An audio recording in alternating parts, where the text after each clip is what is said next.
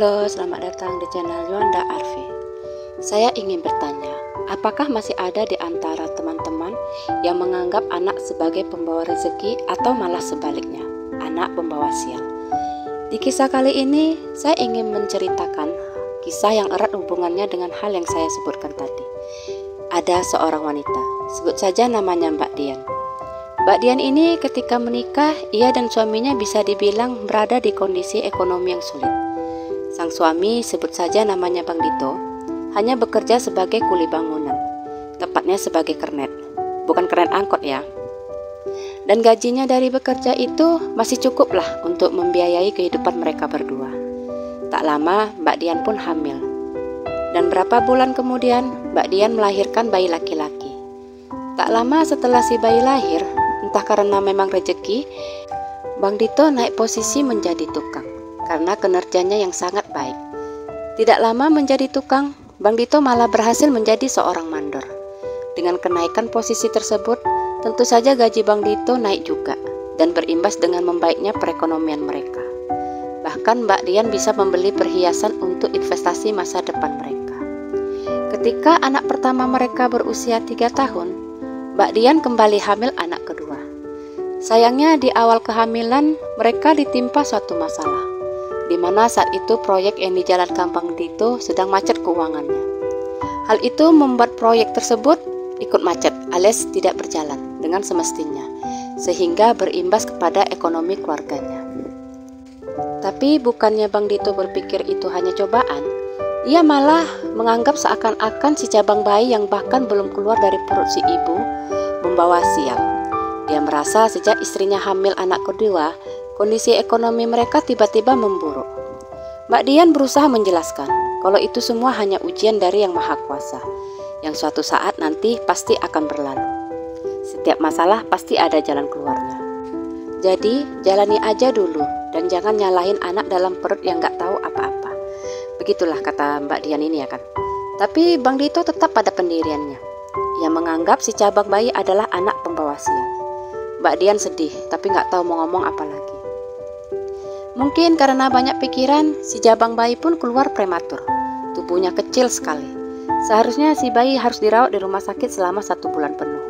Tapi karena keterbatasan dana, Mbak Dian memutuskan membawanya pulang ke rumah. Pihak dokter pun menyarankan pemberian susu formula tambahan khusus bayi prematur. Tapi yang terjadi adalah si Bang Dito gak pernah mau membelikannya. Ia malah memastikan anak pertamanya yang sebenarnya sudah sangat gemuk tidak kekurangan minum susu. Mbak Dian minta untuk sementara uang susu si abang dialihkan ke si adik. Karena untuk saat ini si adiklah yang paling membutuhkan asupan susu lebih selain ASI. Apalagi susu spesial bayi prematur agak mahal harganya. Maksudnya biarlah untuk sementara si abang gak usah minum susu dulu sampai keadaan si adik membaik. Tapi Bang Dito masa bodoh, ia benar-benar gak peduli. Beberapa kerabat yang tahu situasi tersebut ada yang berinisiatif membantu. Mereka menyisihkan duit untuk membeli susu si adik. Tapi yang namanya pertolongan kan gak selalu ada gitu ya kan.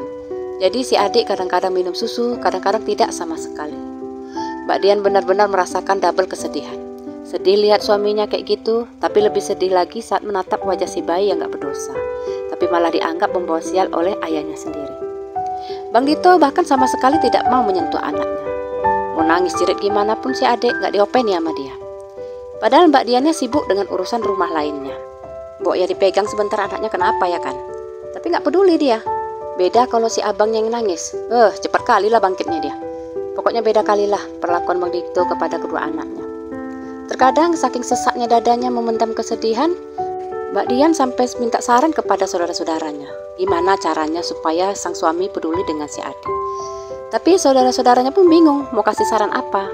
Menurut mereka sampai kapanpun kayaknya si Dito ini gak akan pernah sayang sama si adik. Karena di kepalanya cuma ada sugesti kuat kalau si adik adalah pembawa sial. Kalian juga pasti tahu lah ya, kalau yang namanya sugesti itu besar pengaruhnya ke diri kita sendiri. Kayak Bang Dito inilah, dia sudah mensugesti dirinya sendiri kalau si adik adalah pembawa sial. Dan apa yang dikatakan saudaranya Mbak Dian ini menjadi kenyataan. Karena kekurangan nutrisi, di usia 8 bulan si adik pun meninggal. Meninggalnya si adik membuat Mbak Dian sedih luar biasa. Tapi di saat orang-orang melayat, ada pemandangan ganjil. di mana orang-orang melihat Bang Dito sama sekali tidak menunjukkan rasa sedihnya. Ia malah bisa dengan santai duduk-duduk, merokok, bahkan berbicara dengan nada biasa aja, kayak nggak ada kejadian gitu. Padahal anaknya sedang terbujur kaku saat itu. Tapi orang-orang tidak terlalu mempedulikannya, karena memang sebagian besar dari mereka sudah tahulah bagaimana ketidaksukaan Bang Dito kepada anaknya sendiri. Bahkan orang-orang menganggap lebih baik si adik pergi daripada harus hidup dengan ayah yang tidak menyayanginya. Biarlah Tuhan yang menjaga si adik, gitu maksudnya. Kisahnya Mbak Dian ini agak mengherankan buat saya pribadi. Kenapa baik tidaknya ekonomi keluarga harus dikaitkan dengan kehadiran seorang anak? Kalau ada anak lahir, terus keuangan meningkat, dibilang anak pembawa rezeki. Lah, giliran ada anak lahir, keuangan seret malah dibilang anak pembawa sial. Pemikiran apa itu? Terus dasarnya dari mana? Kalau boleh milih, semua anak pasti maunya dilahirkan dari orang tua yang berkecukupan. Tapi kan bukan si anak yang mengatur ia dilahirkan dari rahim siapa. Tuhan yang mengatur segalanya. Kayak si Bang Dito ini. Waktu si adik lahir terus ekonomi mereka memburuk, dan kalau ia benar-benar ayah yang bertanggung jawab, ia tidak akan pernah menyalahkan keadaan, apalagi menganggap si adik pembawa sial. Bahkan seharusnya ia introspeksi diri dan berpikir, apakah ini teguran yang maha kuasa supaya aku bekerja lebih giat demi keluargaku? Kalau ia berpikir seperti itu, yakin saya gak akan ada keluar istilah anak pembawa sial dari muncungnya. Ada-ada aja lah kau Bang Dito, udah stres kau perasa. Pikiranmu itu loh, dangkal kayak sungai surut. Kau juga kalau ada di posisi si adik, apa mau kau dibilang anak pembawa sial? Gak akan mau kau kan? Bukan Bang Dito aja, tapi juga buat kita semua sebagai orang tua. Jangan lagi lah pakai istilah-istilah anak pembawa sial. Buat apa coba? Gak ada pun gunanya kalau kita buat kayak gitu ya kan. Pahala nol, dosa menggunung. Yakinlah, setiap anak ada rezekinya masing-masing. Dan tanggung jawab kita sebagai orang tua untuk memenuhi kebutuhannya dengan cara bekerja.